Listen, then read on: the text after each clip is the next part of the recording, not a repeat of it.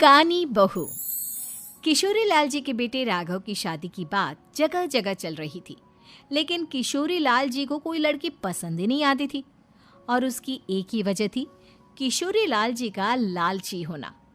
उनको लड़की वालों से मोटा दहेज चाहिए था और इसी चक्कर में एक दिन वो एक बहुत पैसे वाले के घर अपने बेटे का रिश्ता लेकर पहुंचे। उस आदमी का नाम था ओम प्रकाश। देखिए किशोरी लाल जी, मेरी एक ही बेटी है और मेरी सारी संपत्ति जायदाद सब कुछ मेरी बेटी नैना का ही है। पापा, नाम से लगता है बहुत खूबसूरत होगी। कितना अच्छा नाम है ना, नैना। ओ, वैसे बात तो सही है आपकी। अब इतना पैसा है, जमीन जायदाद है, इकलौती बेटी, आप भी क्या करेंगे? सब कुछ उसे ही देंगे ना।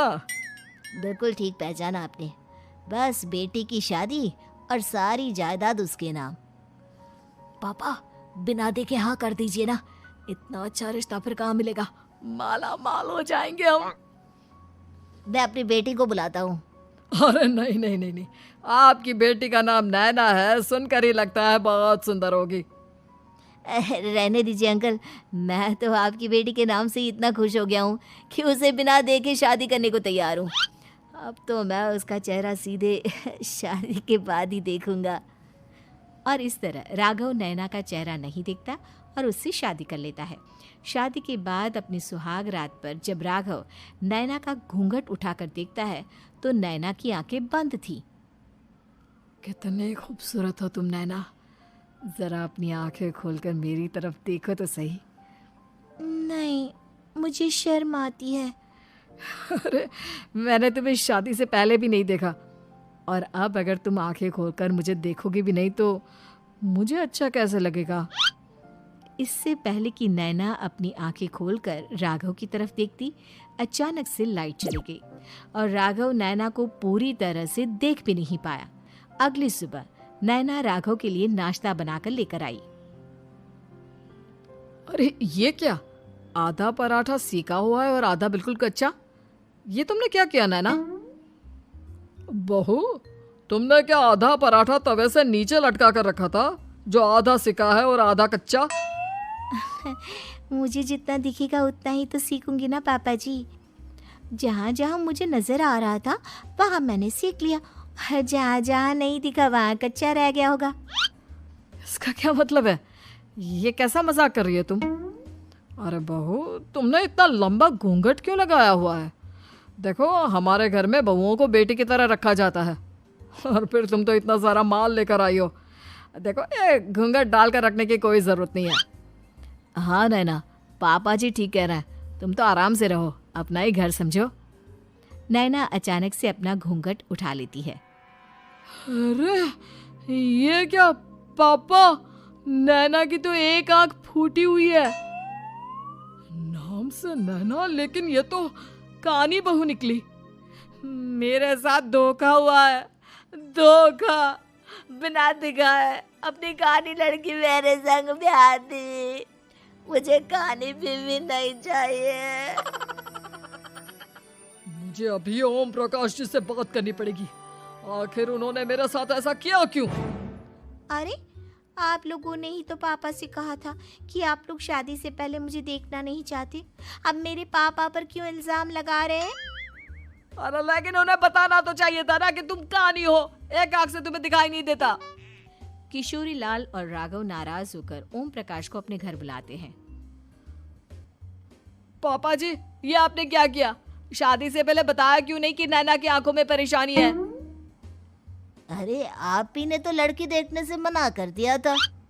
और लेकिन आप बता तो सकते थे। आपको तो हमारी बेटी की प्रॉपर्टी चाहिए थी, वो भी पूरी की पूरी। अब क्या हुआ अगर उसे आधा दिखाई देता है? प्रॉपर्टी तो आपको पूरी मिल गई ना। अरे ये क्या बात हुई? मेरी शादी प्रॉपर्टी से नहीं, आपकी बेटी से हुई है। अब ये तो पहले सोचना चाहिए था, तब तो मेरी प्रॉपर्टी देखकर तुम्हारी जुबान लप लपा रही थी। लेकिन मैं कानी लड़की को अपनी बीवी बनाकर नहीं रख सकता।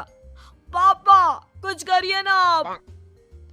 हाँ, करता हूँ। देखिए ओम प्रकाश जी, आप हमारे साथ ऐसा नहीं कर सकते। और तुम देखो, अगर तुमने मेरी बेटी से शादी तोड़ी ना, तो जो भी प्रॉपर्टी मैंने तुम्हें दी है वो तो पूरी की पूरी वापस ले ही लूँगा, और आधी प्रॉपर्टी तुम्हारी भी लूँगा। अरे मेरी आधी प्रॉपर्टी भला क्यों लेंगे आप? इसलिए क्योंकि मेरी बेटी को आधा नज़र आता है और उसकी नज़र अभी तक तुम्हारी आधी जायदाद पर ही पड़ी है। अब तुम उसे घर से निकालोगे तो कुछ तो लेकर जाएगी ना। और अगर हम आपकी बेटी को अपने घर की बहू बना कर रखे तो? तो तुम्हारी पूरी प्रॉपर्टी तुम्हारी ही रहेगी, और जो मैंने तुम्हें दिया है ना, उसमें से बस मैं आधा लेकर जाऊंगा। अरे लेकिन अब आप अपनी दी हुई प्रॉपर्टी में से आधी वापस क्यों लेकर जाएंगे? अगर मैं आपकी बेटी को अपनी पत्नी बनाकर रखने को तैयार हूं तो? इसलिए ताकि भविष्य में अगर तुम मेरी बेटी को धोखा दो तो उसके पास कुछ तो रहे जो पति का हो।